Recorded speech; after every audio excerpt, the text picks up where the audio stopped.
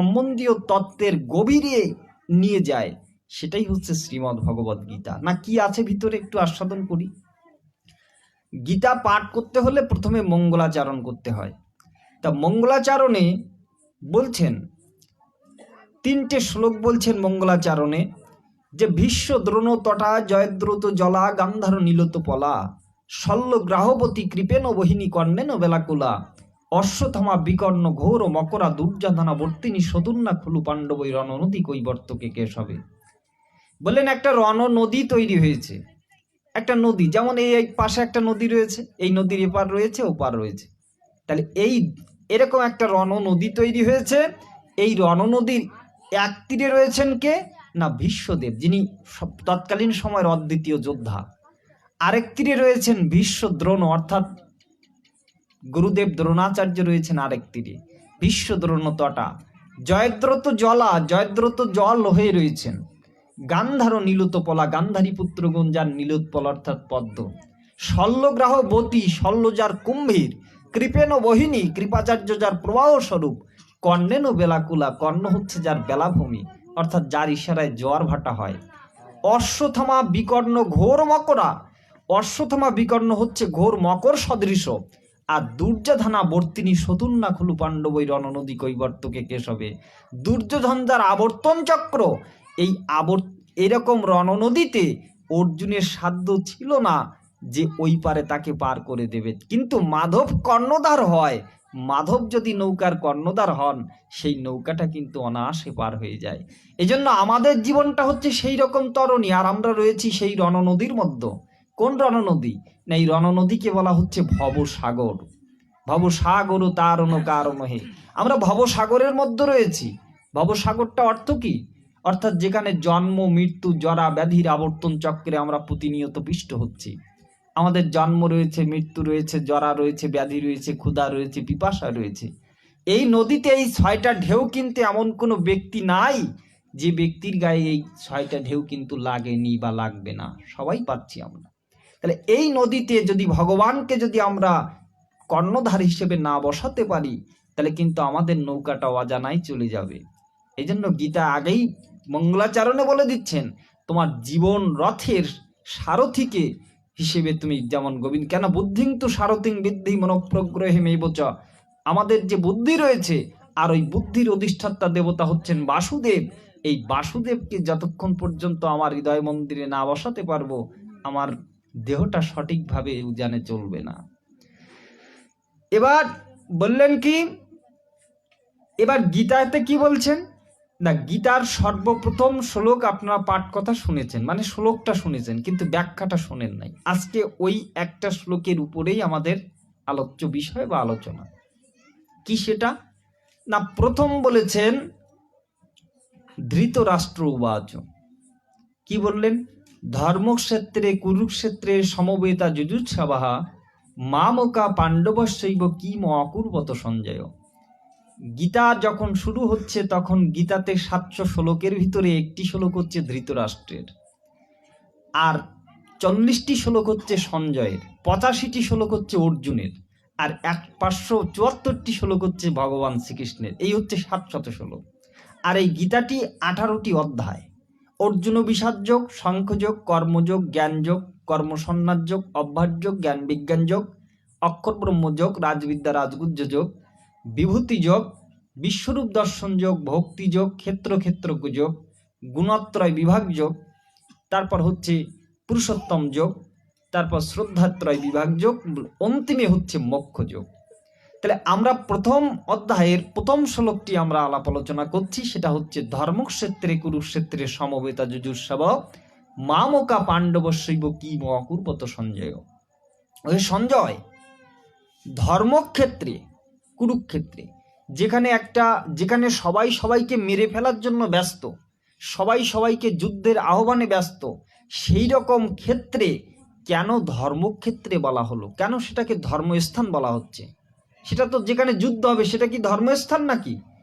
না, বললেন ধর্মস্থান এজন্য বলা হচ্ছে, 21 বার নিষ্ক্ষত্রিয় করার পরে পরশুরাম ওখানে এসে পিতৃতর্পণ করেছিলেন, মানে ওই কুরুক্ষেত্রের মাঠে। কুরু যিনি রাজা, অর্থাৎ কুরু রাজা ওখানে হল চালনা করে দেবতাদেরকেও সন্তুষ্ট করেছিলেন, তাই দেবতারা আশীর্বাদ করেছিলেন যে তোমার এইখানেই হচ্ছে যিনি মারা যাবেন তিনি স্বর্গপ্রাপ্তি হবেন। তাই এই স্থানটার নাম হচ্ছে ধর্মক্ষেত্র। কুরুক্ষেত্র, ধর্মক্ষেত্র, মামকা যুজুৎসব এক জায়গায় হয়ে মামকা পাণ্ডবাশ্চৈব, মামকা মানে আমার, পাণ্ডবাশ্চৈব মানে পাণ্ডুর পুত্র। দুটো কথা বললেন, আমার পুত্র এবং পাণ্ডুপুত্র। ধৃতরাষ্ট্র যেমন অন্ধ, তার মনটাও দেখুন কত অন্ধ। সে বলছে আমি আমার এবং পাণ্ডুপুত্র। তাহলে জগতে কে কার, এটাই হচ্ছে আলোচ্য বিষয়। আমাদের ভিতরে দুটি বৃত্তি ক্রিয়াশীল, একটা হচ্ছে অহমতা, দ্বিতীয়টা হচ্ছে মমতা। অহমতা মানে হচ্ছে আমি, আর মমতা মানে হচ্ছে আমার। এটা কার? এটা আমার। এটা কে করেছে? এটা আমি করেছি। তাহলে আমি এবং আমার, জগতে এই দুটো যতক্ষণ পর্যন্ত আমার থাকবে ততক্ষণ পর্যন্ত আমার ভিতরে সেই ভগবান আসতে পারবেন না। কেন? সবকিছু আমি ধরে রেখেছি। দেখেন না, এ জগতে কোনো ভালো যদি কর্ম হয়, সেই ভালো কর্মের ফলটা কিন্তু আমরা নিতে চাই, কিন্তু খারাপ কর্মের ফলটা আমরা মোটেও নিতে চাই না। যদি ভালো কর্ম হয়, যাতে যদি নাও থাকি, তবু আমরা বলি যে না আমরা ওর ভিতরে ছিলাম। কিন্তু খারাপ কর্ম হলে যদি থাকিও, তবু আমরা বলি যে ওতে আমরা ছিলাম না। কেমন ভাবে? একটা দৃষ্টান্ত দিচ্ছেন মহাজনগণ, যে শুধু ভালোটা যদি তুমি নাও আর খারাপটা যদি ভগবানকে দাও, তাহলে ভগবান কি তিনি সেটা গ্রহণ করেন? একটা দৃষ্টান্ত দিলেন মহাজন। বললেন একজন একটা সুন্দর বাগান করেছে, তাতে 3 প্রকারের বৃক্ষ রোপণ করেছে। একটা হচ্ছে ভেষজ, দ্বিতীয় বনজ, তৃতীয় ফলজ। এই 3 প্রকারের বৃক্ষ দিয়ে বাগানটি খুব সুসজ্জিত করে করেছে। এখন পাশের বাড়িতে একটা গাভী আছে, সে প্রতিদিন ওই পথ দিয়ে যায়, ওই পথ দিয়ে প্রতিদিন যাতায়াত করে এবং বাগানটির দিকে খুব লোভাতুর দৃষ্টিতে তাকায়। সে ভাবে কখন যে এই মালিক এই বেড়াটা খুলে রেখে চলে যাবে, দরজাটা খুলে রেখে চলে যাবে, তখন আমি ঢুকবো এবং কচি কচি গাছগুলো সব খেয়ে তৃপ্তি লাভ করব। এখন একদিন মালিক মন ভুলে বাড়িতে কি একটা আনতে গিয়ে সে দরজাটা খুলে রেখে চলে গিয়েছে। যখন এইটাই হয়েছে, তখন কি হলো না, গাভীটা ওই সুযোগে বাগানটার ভিতরে ঢুকে যত কিনা ছোট ছোট গাছ ছিল সব গাছগুলোকে খেয়ে পরিষ্কার করে ফেলেছে। ব্যক্তি যখন এসে দেখে যে বাগানের এই অবস্থা, দরজাটা বন্ধ করে হাতে একটা লাঠি নিয়ে সে গাভীটার দিকে তাড়াতে লাগলো এবং মারতে লাগলো। এক পর্যায়ে মারতে মারতে মারতে মারতে কি হলো, গাভীটাকে মেরেই ফেলে দিল এক স্থানে। এবার যখন গাভীটাকে মেরে দিল, অর্থাৎ গোহত্যা হয়ে গেল। গোহত্যা যখন হলো, তখন কিন্তু গোহত্যার যে পাপ রয়েছে সেই পাপ কিন্তু তার দিকে আসছিল। যখন গোহত্যার পাপ তার দিকে আসছিল, দেখুন আমাদের এই যে দেহটা আমরা দেখছি সবাই, এই দেহটা 10টা ইন্দ্রিয়ে 10 জন দেবতা ক্রিয়া করেন। যেমন বল দিচ্ছেন ইন্দ্র, যেমন চক্ষু আমরা দেখতে পাচ্ছি সূর্যের অর্ক, এভাবে 10টা ইন্দ্রিয়ে 10টা দেবতা বসে রয়েছেন, যিনি আমাদেরকে এই সমস্ত শক্তি সাহস যোগাচ্ছেন। তো হাতে যিনি বসে রয়েছেন, অর্থাৎ বল রূপের যিনি রয়েছেন, তিনি হচ্ছেন ইন্দ্র। যখন কি হয়েছে, গোহত্যা পাপ তার দিকে আসছে, তখন বলছে আমার বল দ্বারা যখন গাভীটি মরেছে, তখন এই গাভী আমি মারিনি, গাভীটি মেরেছে ইন্দ্র। তখন গোহত্যা পাপ ওর দিকে না এসে ইন্দ্রের দিকে চলে গেল। যখন ইন্দ্রের দিকে চলে গেল, তখন বলছে কি ব্যাপার, তুমি আমার দিকে আসলে কেন? চলো, আপনার উপরে তো গোহত্যা পাপের ফল তো আপনাকেই অর্পণ করা হয়েছে। কেন? গীতাতে ভগবান বলে দিলেন যে কর্মণ্যা অধিকারস্তে মা ফলেষু কদাচন, কর্মে তব অধিকার, ফলে কবু নয়। তাহলে ফলটা যদি আমরা নিই, অর্থাৎ ভগবান বললেন কীর্তিত্ব অভিমান তাক সর্বোপরি ঈশ্বরের উপরে অর্পণ এবং ফলাকাঙ্ক্ষা বর্জন। তাহলে আমরা তো সবাই ফল শূন্য হতে পারি নাই। এবার যখন ইন্দ্রের কাছে গেল, তখন বললো যে দাঁড়াও আমি একটু দেখে নিই। তখন ব্রহ্মাদেবকে সাথে নিয়ে তার নিকটে তার গৃহে বেড়াতে আসলো। এখন দেখুন, যদি কোনো ব্যক্তির কোনো বিশেষ কিছু থাকে, কারোর হবি থাকে বাগান করা, শখ বিভিন্ন কিছু বিভিন্ন জনের থাকে, তো যখন এই বিভিন্ন কিছু বিভিন্ন জনের থাকে, তখন তার গৃহে যদি একজন বেড়াতে আসে, তখন কিন্তু সেই জিনিসটা তাকে দেখানোর জন্য ব্যতিব্যস্ত হয়ে যায়। এখন দুপুরে যখন বেড়াতে আসছে, তখন দুপুরের সেবা আদি ক্রিয়া সমাপন করে বিকেলবেলা ওই বাগানটি ঘুরিয়ে ঘুরিয়ে দেখাচ্ছে। তখন ওনাকে প্রশ্ন করছে, আচ্ছা এই যে সুন্দর বাগানটি কে করেছে? বলে বাগানটি আমি করেছি। বা সুন্দর সুন্দর বাগান হয়েছে। এই যে বড় বড় বৃক্ষগুলো দেখছে, বৃক্ষগুলো কে লাগিয়েছে? বলে এখান থেকে 15 বছর আগে আমি লাগিয়েছিলাম। বলে এই যে ঘেরা বেড়াগুলো কে দিয়েছে? বলে এত সুন্দর ঘেরা বেড়া এটা আমি দিয়েছি। ঠিক আছে, এটা কে লাগিয়েছে? আমি করেছি। এটা কার বাগান? এটা আমার বাগান। এই করতে করতে করতে করতে গরুটা যেখানে মরেছে, ওই গরুটার ওখানে গিয়ে বলছে এটা কার? এটা কে মেরেছে? বলে এটা মেরেছে ইন্দ্র। তখন বললে সব বাবা তুমি করলে আর খারাপটা ভগবানের দেবতার উপরে চাপালে? তা তো হবে না। এই গোহত্যা পাপ, সঙ্গে সঙ্গে একে গ্রাস করো। তখন তাকে গ্রাস করলো। তাহলে গীতাই আমাদের শেখাচ্ছে সংসারে থাকার বিদ্যাটা কেমন, যে আমরা রয়েছি অহমতা এবং মমতা নিয়ে, অর্থাৎ আমি এবং আমার কেন্দ্রিক সংসার করছি। তাই গীতাটার নবম অধ্যায় বললেন যে সংসারের ভিতরে থাকতে হলে পদ্মপাতার মতো থাকতে হবে। পদ্মপাতাটা যেমন জলটা নিজের ভিতরে নিয়ে নেয় না, ও যদি জলটা নিজের ভিতরে নিয়ে নিত তাহলে পাতাটা পচে যেত, নষ্ট হয়ে যেত। পদ্মপাতাটা জলটা নিয়ে নেয় না বিধায় কিন্তু সে ডুবে যায় না। আর একটা ভাঙাকে যদি আপনি জলে ডুবান, তাহলে জলটা কিন্তু নিয়ে নেয়, তাই কিন্তু সে ডুবে যায়। এবার ভাঙাটা আপনি উঠান, জল শুদ্ধ ভাঙাটা উঠান। উঠিয়ে কি হলো? জল আর ভাঙা একসাথে ছিল, যখন ওটাকে নিংড়ালেন তখন জল এবং ভাঙা দুটোই আলাদা হয়ে গেল। ঠিক তেমনই সংসারে আমাদের যত আমি এবং আমার রয়েছে সবগুলো নিংড়ে যতক্ষণ পর্যন্ত গোবিন্দ চরণে না দেওয়া হয় ততক্ষণ পর্যন্ত গোবিন্দ বলে না যে তুমি আমার আর আমি তোমার। যতক্ষণ পর্যন্ত আমরা তাকে দিতে পারবো সম্পূর্ণরূপে, অ্যাবন্ডনিং অল রুলস অফ কন্ডাক্ট, সর্বতোভাবে ছাড়ি অন্য অভিলাষ জ্ঞানকর্ম সহবাস আনুকূল্যেন ও কৃষ্ণানুশীলন, শুদ্ধা ভক্তি বলি যারে ভক্তি শাস্ত্র সুবিচারে শ্রীরূপে সিদ্ধান্ত বচন, শ্রবণ কীর্তন স্মৃতি সেবার্চন দার্শনতি সক্ষ আত্মনিবেদন হয়, সাধকের ভক্তি অঙ্গ সাধকের জাহের অঙ্গ সদা সাধুজন সঙ্গময়। বলেন এই সাধু সঙ্গের দ্বারাই ওই জিনিসটা উপলব্ধি হয় যে আমি কে, আমি কোথা থেকে এসেছি, আমার জীবনের উদ্দেশ্য কি, আর আমি এখান থেকে চলে গেলে আমার প্রাপ্তি হবে। এটা সাধু সঙ্গের দ্বারাই উপলব্ধি হয়। জগতে আর কোথাও এই প্রশ্নের সন্ধান নাই। প্রাতিষ্ঠানিক বিদ্যালয়গুলোতে গেলে এই প্রশ্নের সমাধান দেওয়া হবে না। একমাত্র সাধু সঙ্গের দ্বারাই এই প্রশ্নগুলো যেমন জাগে, ঠিক এই প্রশ্নের সমাধানগুলো সাধু মহাত্মাগণ করেন। তাই সনাতন গোস্বামী যিনি মহাপ্রভুর কাছে প্রথম প্রশ্ন করেছিলেন তিনি যে কে আমি, কেন আমায় যারে তাপত্রয়, ইহা নাহি জানি কেমন হিত হয়, সাধ্য সাধন তত্ত্ব পুঁছিতে না পারি, কৃপা করে সব তত্ত্ব কহে বিচারি। আমি তো প্রভু। সনাতন গোস্বামী কে ছিলেন জানেন? সনাতন গোস্বামী হচ্ছেন বাংলাদেশের প্রধানমন্ত্রী, তার আগে নাম ছিল অমর। আর রূপ গোস্বামী ছিলেন বাংলাদেশের অর্থমন্ত্রী, যার নাম আগে ছিল সন্তোষ। এখান থেকে 500-550 বছরের আগের কাহিনী, অর্থাৎ যখন হুসেন শাহের আমল ছিল দিল্লির বাদশাহ, তখন কিন্তু বাংলাদেশের প্রধানমন্ত্রী ছিলেন এনারাই।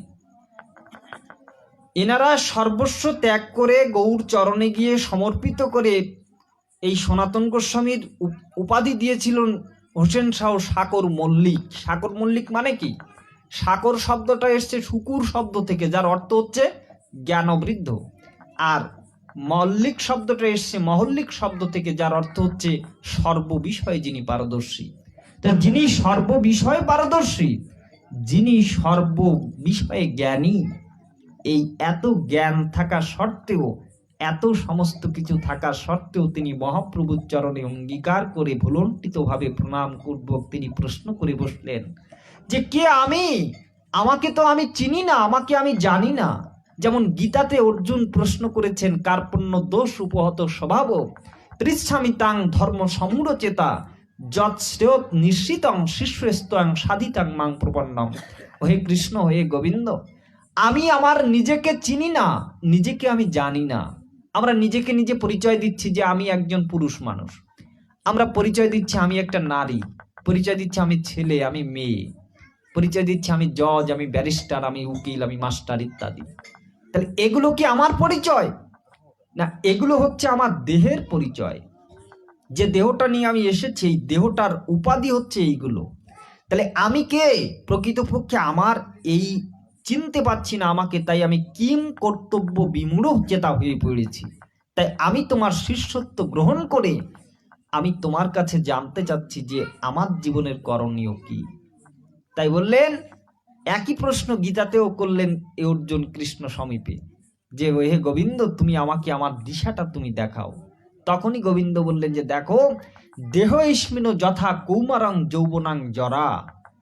এই দেহটা যেমন শিশু থেকে কৈশোর হয়, কৈশোর থেকে যৌবন যায়, যৌবন থেকে বৃদ্ধ আসে, ঠিক তেমনি মানুষের জীবনে 6টি প্রকার ছয় প্রকার স্বভাব আছে। কি আছে না, মানুষের জন্ম হয়, বৃদ্ধি হয়, স্থিতি লাভ করে, উৎপাদন করে, ক্ষয় হয়, তারপর হচ্ছে বিনাশ হয়। ভাগবত একটা ফুলের কড়ি রূপে দৃষ্টান্ত দিচ্ছেন, যে যেমন একটা ফুলের কড়ি, ফুল একটা কড়ি রূপে জন্মলাভ করে, সেখান থেকে সে দিনে দিনে বাড়তে থাকে, বাড়তে বাড়তে কি হয়, একদিন পূর্ণাঙ্গ ফুলে পরিণত হয়।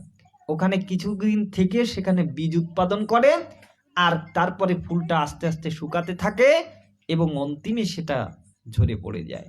তাই বলছে, শেফালিকা ফোটে দেখো গভীর নিশীতে, গন্ধ বিলায় শেষে ধরে প্রভাতে, মানুষও তেমন ফুলেরই মতন, তাহারও ইশারায় ঝরে যায়, যারে আপন ভাবলি রে মন কেউ তো আপন নয়, এই পৃথিবীর পান্তশালায় সবই মায়ার অভিনয়। ভাবছ কি রে ও পথিক ভাই, তুমি আসিয়াছ বহু দূর, কানে কি বাজে না তোমার বিদায় বেলার নিদান সুর। ওরে ওই ঝড় উঠেছে নীলা আকাশে, এই দেহ ঘর ভাঙবে বাতাসে, রাধা বল্লভ বলল অবশেষে, এই পথহারা পথিকের তরে, মনে কি পড়ে না পথিক, তুমি আসিয়াছ কত দূরে, মনে কি পড়ে না পথিক। আমরা কত দূরে চলে এসেছি সেই জ্ঞানটা আমাদের হয়নি। যেমন একটা ছোট্ট শিশু যেমন ঘুড়ি উড়াতে গেলে ঘুড়িটা সুতোটা ছেড়ে দিলে অনেক দূরে যখন চলে যায়, ঠিক ওখান থেকে কিন্তু মাথাটা এভাবে কাঁপায়, কাঁপিয়ে জানান দিতে চায় যে বন্ধু, আমি অনেক দূরে চলে এসেছি, আমি আর এখান থেকে নামবো না। কিন্তু ওই শিশুটা তো জানে যে লাগামটা যখন, এই লাটাইটা যখনই টান দেব তখনই ঘুড়িটা আমার কাছে আসবে। ঠিক ভগবানও আমাদেরকে তার নিজের লাটাই আমাদেরকে সবাইকে নাচাচ্ছেন। কিভাবে না, ঈশ্বর সর্বভূতানাম হৃদ্দেশ অর্জুন তিষ্ঠতি, ভ্রাময়ন সর্বভূতানি যন্ত্র রুহানি মায়া, তমেব শরণাং গচ্ছ সর্বভাবেন ভারত। ওহে অর্জুন, আমি যন্ত্রালুর পুত্তলিকার ন্যায় প্রতিটি মানব দেহের ভিতরে শত রজ তম গুণের, গুণ মানে কি, দড়ি না, একটা দড়ি কি কয়টার দড়ির সমন্বয়ে একটা দড়ি তৈরি হয়, 3টে দড়ির সমন্বয়ে একটা দড়ি তৈরি হয়, ঠিক তেমনি শত রজ এবং তম গুণের প্রভাব দিয়ে জগৎজীবকে যন্ত্রালুর পুত্তলিকার ন্যায় আমি নাচাচ্ছি। এর থেকে যদি সে মুক্তি পেতে চায়, তাহলে তমেব শরণং গচ্ছ, আমাকে যখন শরণ নেয় তবে সর্বভাবনে ভারত, আমি তখন তাকে হাত ধরে তুলিনি।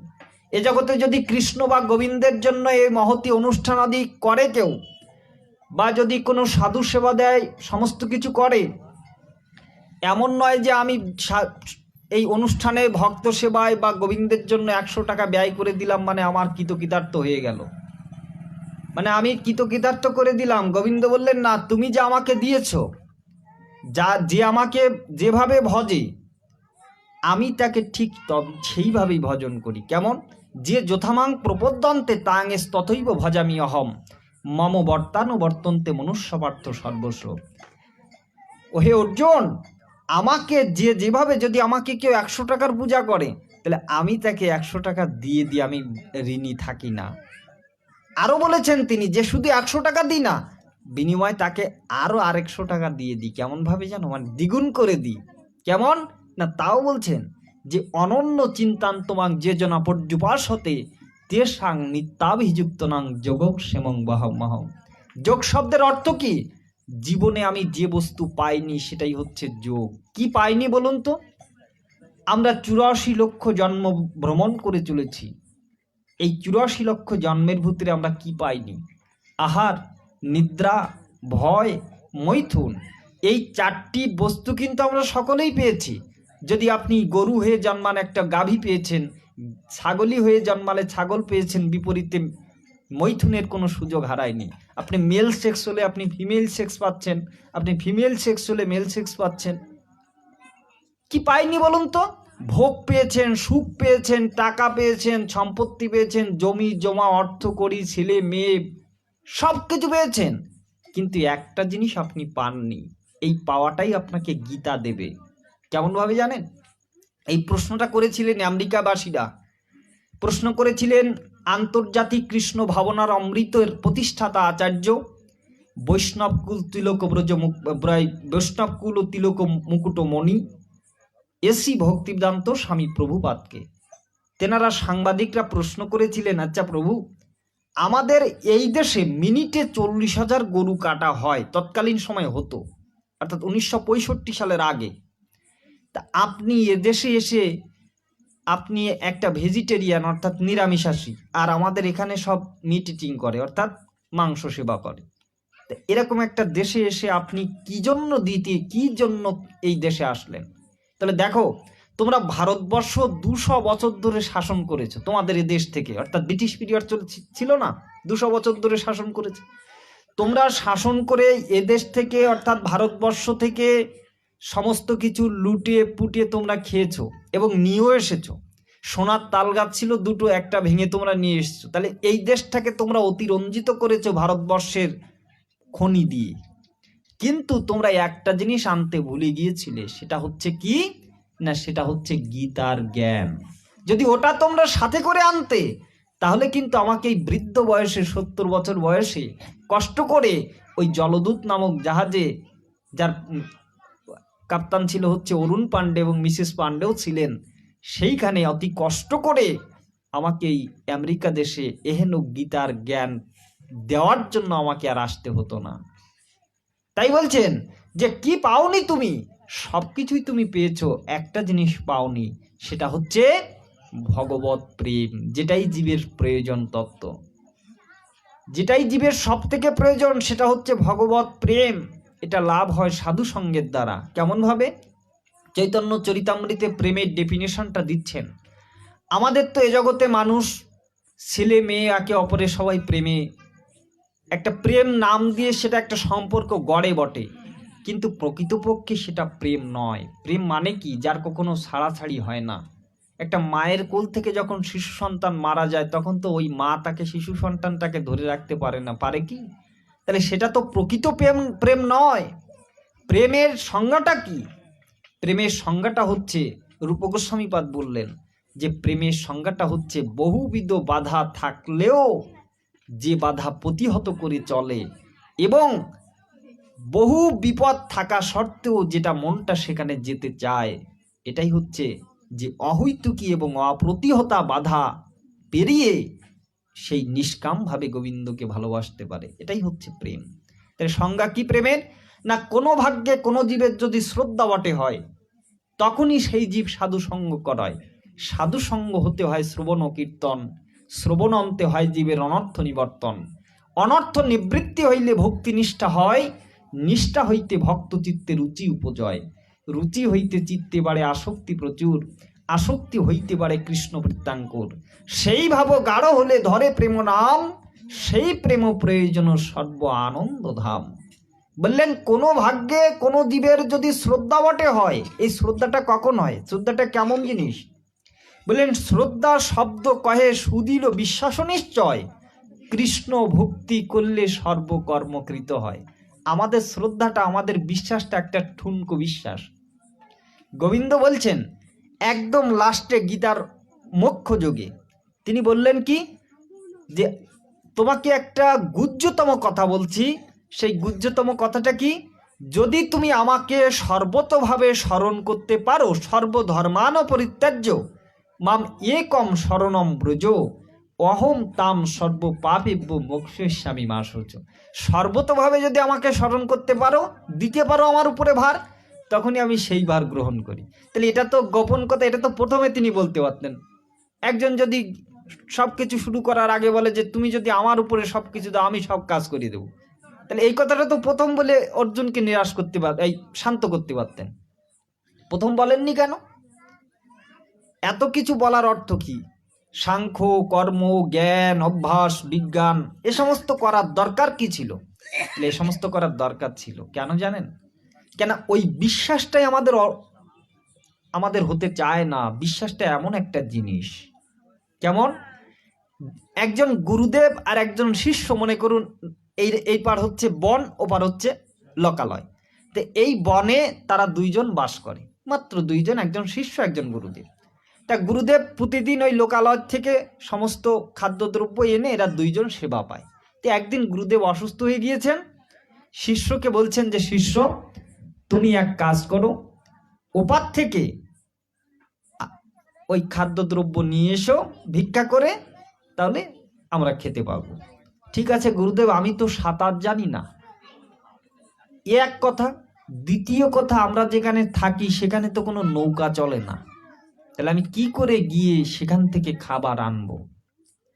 তখন গুরুদেব বললেন যে বাবা, এই একটা কাগজে আমি মন্ত্র লিখে দিচ্ছি, এই মন্ত্র যদি তোমার হাতে থাকে তাহলে এই মন্ত্রের গুণে তুমি এই নদীটাকে পার হয়ে, হেঁটে পার হয়ে তুমি ওপার থেকে খাদ্যদ্রব্য আনতে পারবে।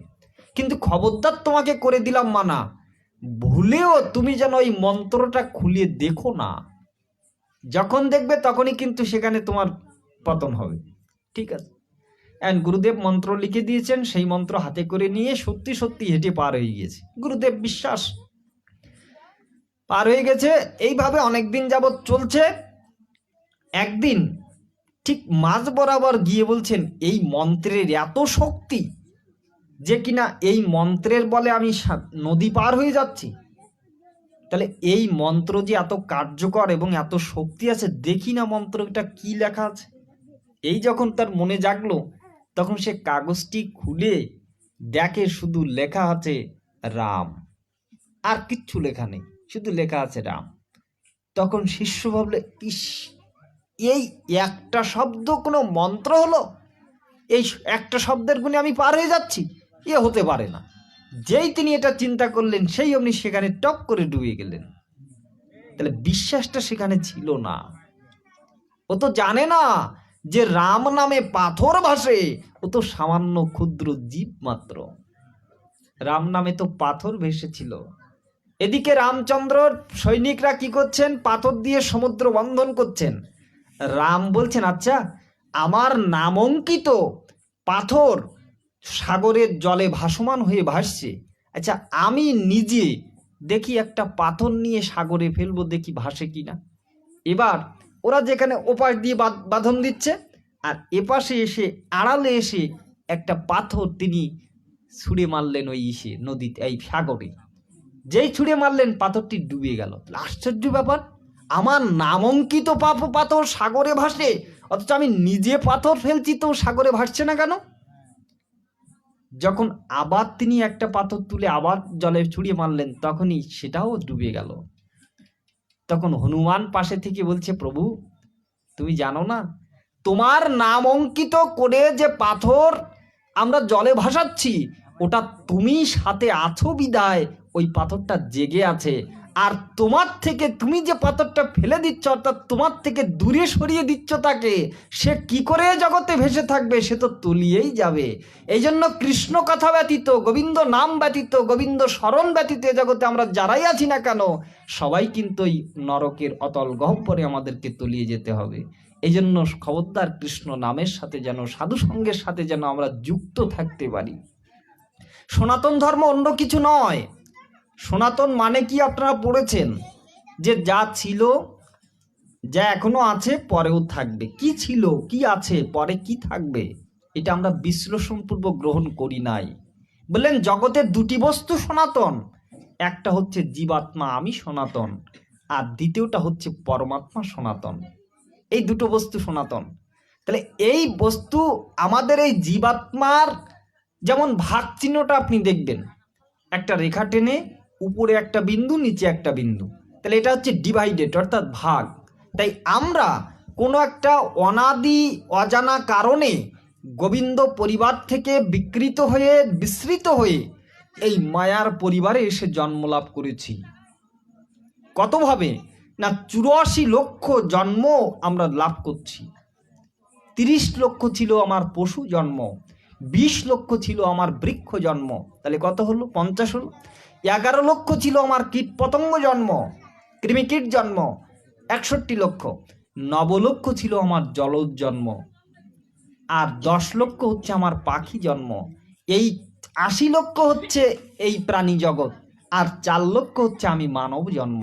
এই মানব জন্মে এসে কেউ অসভ্য অর্থাৎ এখনো সভ্যতার আলো দেখতে পারে নাই, সেমন জন্ম আমরা তো পাইনি। সে জন্ম আমরা তো সভ্যতার আলো দেখতে পাচ্ছি, তাহলে আমরা কি অসভ্য?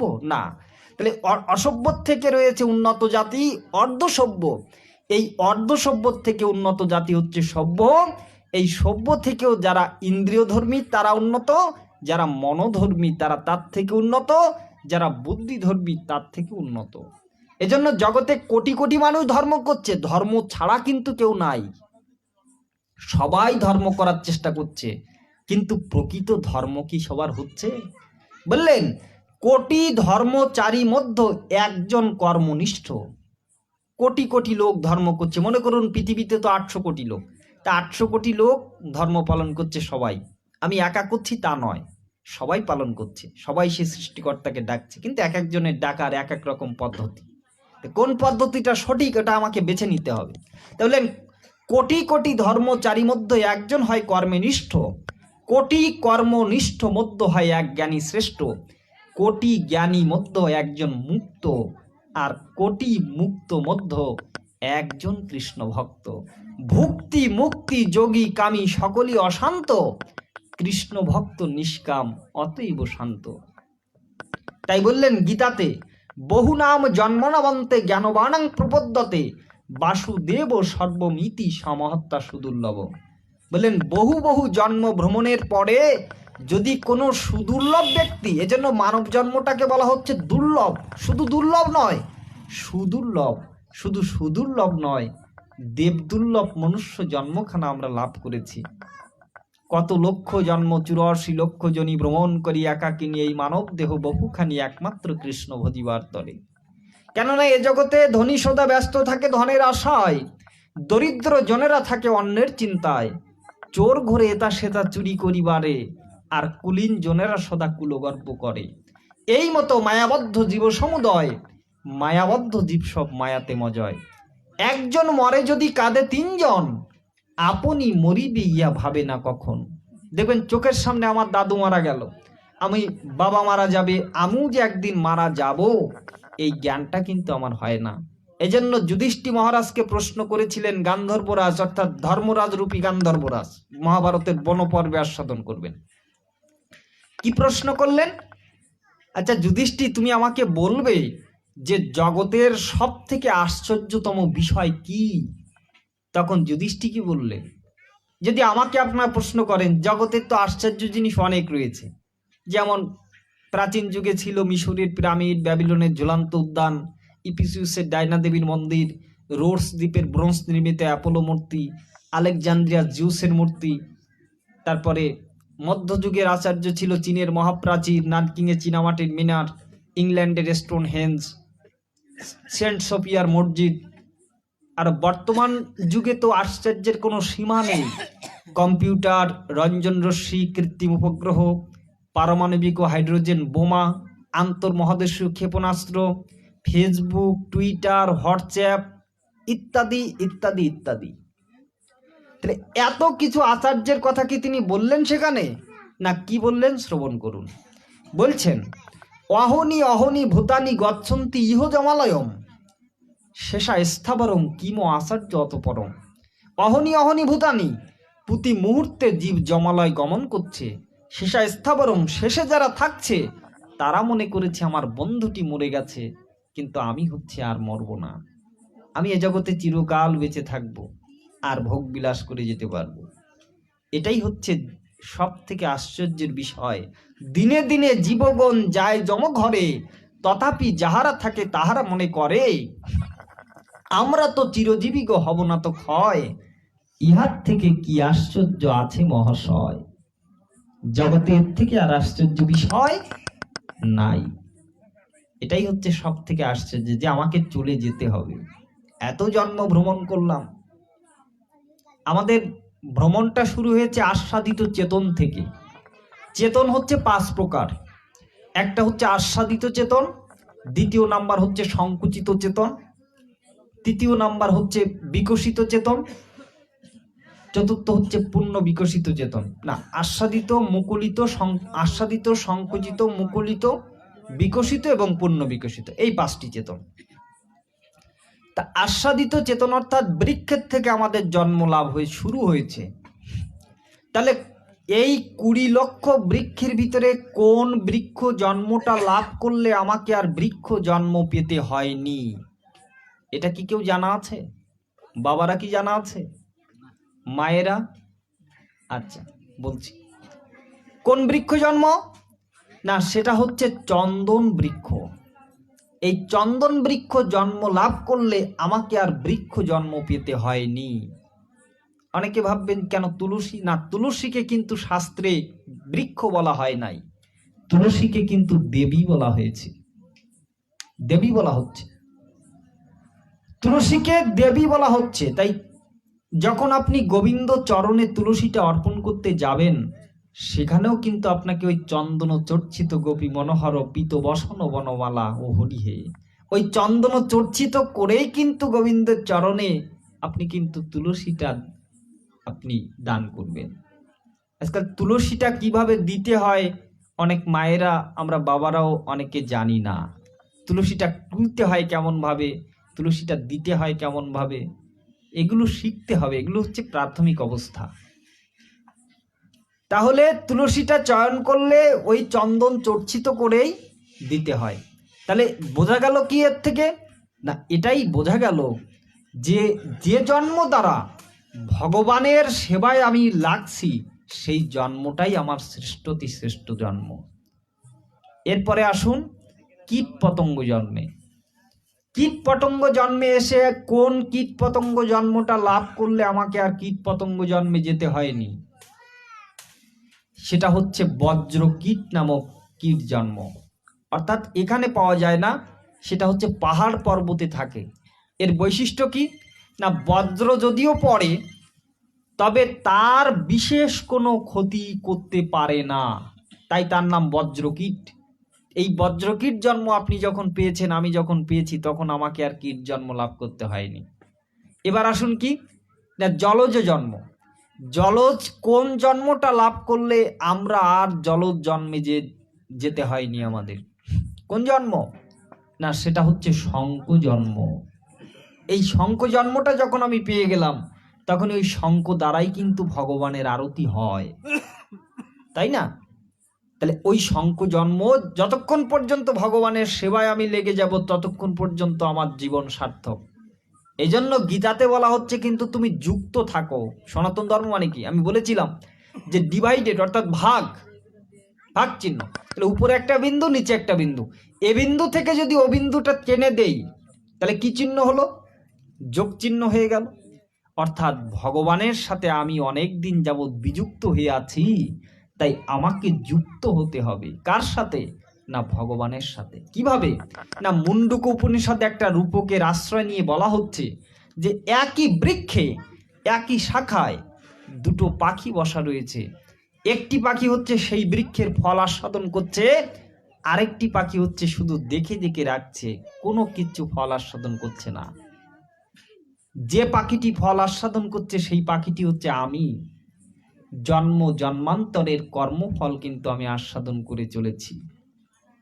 জন্ম জন্মান্তরের কর্মফল, জন্ম জন্মান্তর ধরে কিন্তু আমি কর্মফল পাচ্ছি। আর যে পাখিটা দেখে দেখে রাখছেন সেই হচ্ছে পরমাত্মা রূপী ভগবান।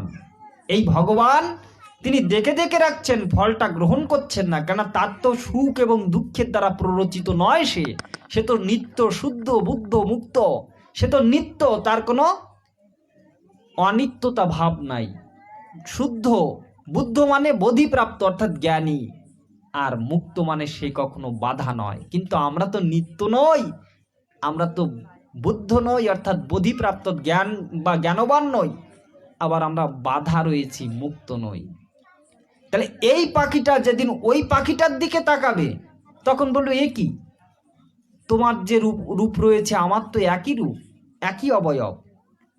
তাই তখন সেই পাখিটা বলবেন আমাকে যে না, আমি তোমার জন্যই এতকাল ছিলাম, তোমার জন্যই আমি এতকাল এখানে ছিলাম।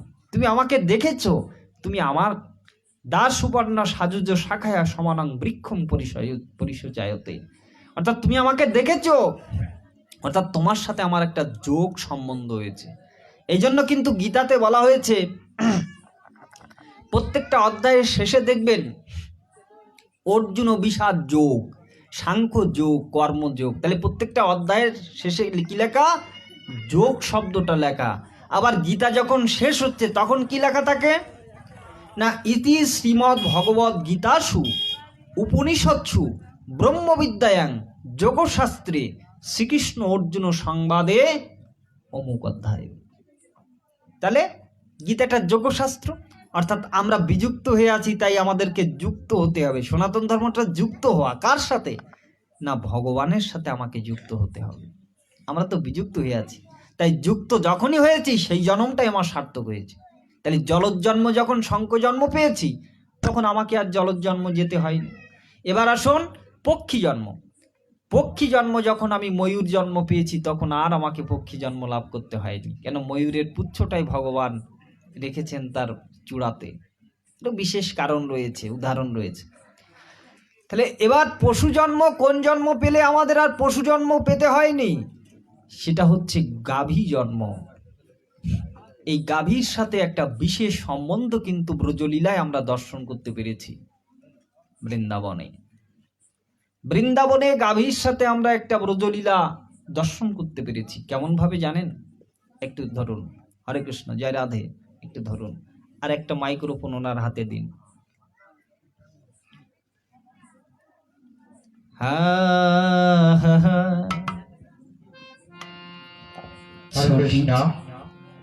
ছোটি ছোটি গাইয়া ছোটি ছোটি গাল, ছোটা আছে তেরা মদন গোপাল। ছোটি ছোটি গাইয়া ছোটি ছোটি গাল, ছোটা আছে তেরা মদন গোপাল। छोटी छोटी गैया छोटी छोटी गल छोटा से तेरा मदन गोपाल। आगे आगे गैया पीछे पीछे गल, आगे आगे गैया पीछे पीछे गल। बीच में मेरे देखो मदन गोपाल, बीच में मेरे देखो मदन गोपाल। छोटी छोटी गैया छोटी छोटी गल बाबा छोटा से तेरा मदन गोपाल।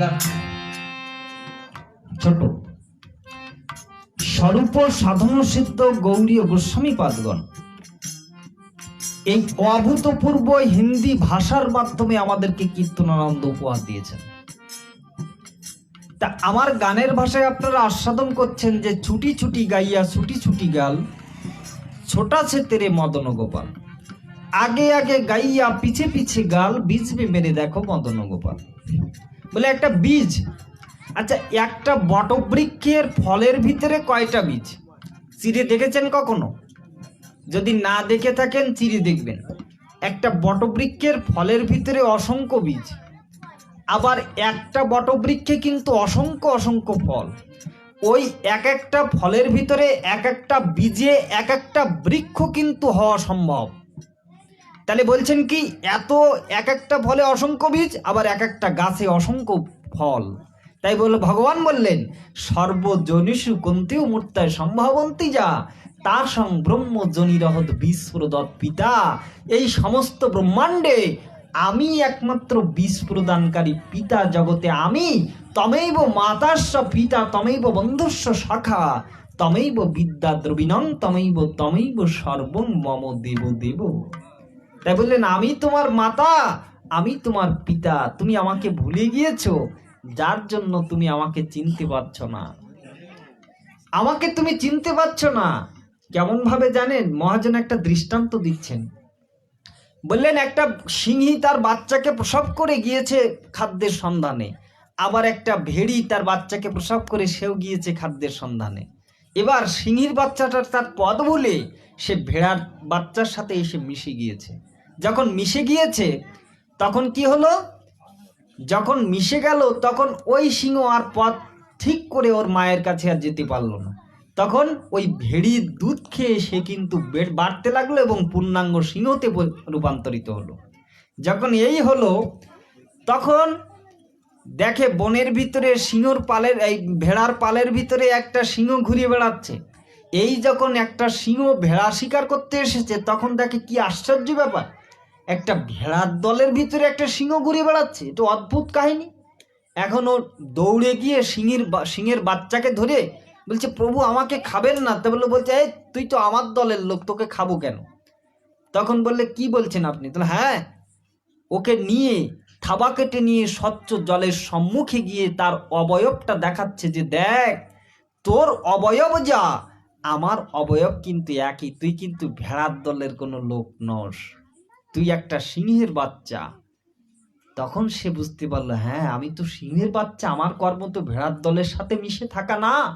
তাই ভগবান বললেন, প্রকৃতি ক্রিয়মানানি গুণেই কর্মাণি সর্বস্ব অহংকার ও বিমূঢ়াত্মা কর্ত অপিমন্যতে। প্রকৃতির 3 গুণের দ্বারা প্রভাবিত হয়ে মায়ারূপ ভেড়ার দলে আমরা মিশে গিয়েছি, যার জন্য আমরা প্রকৃত স্বরূপ সত্তা খুঁজে পাচ্ছি না। কিন্তু শ্রী গুরুদেব অভয় অযাচিত মোহেন পতিত হেরিজে বুহ যাসি দেওল হরিনাম। গুরুদেব আমাকে হরিনাম দ্বারা, তার বীজমন্ত্র দ্বারা, শিক্ষা দ্বারা আমাকে চুলের মুঠো ধরে স্বচ্ছ প্রেম বাড়ির সম্মুখে যখন আমাকে দেখালেন যে তুমি এ জগতের কোনো জীব নও, তুমি তো সেই গোলকেরও প্রেমদন হরিনাম সংকীর্তন রতিনা জন্মিল তাতে, তুমি তো গোলকের অধিবাসী, তাই তুমি পদ ভুলে এহেন মায়ার কারাগারে সৃজিত সংসারে এসে তুমি নিজেকে বদ্ধ করে ফেলেছ, তাই তোমাকে এখান থেকে ফিরে যেতে হবে। তাই বললেন, আমাদের স্বরূপ সত্তা ভুলে গেছি যে তুমি আমার পিতা, তমেইব মাতাস্য পিতা, তুমি আমার বন্ধু সখা। আমরা হেঁটে যাই, বাবার হাত ধরে হেঁটে গিয়ে যদি পায়ে উষত লাগে তখন আমরা বলি, ওরে বাবা। কেন বলছি? বাবা তো পাশেই রয়েছে, তবু তুমি বাবা বললে কেন? বলো, ওই বাবাকে ডাকি নাই, যে বাবা আমাকে প্রকৃতপক্ষে সৃজন করেছেন সেই বাবাকে আমি ডেকেছি।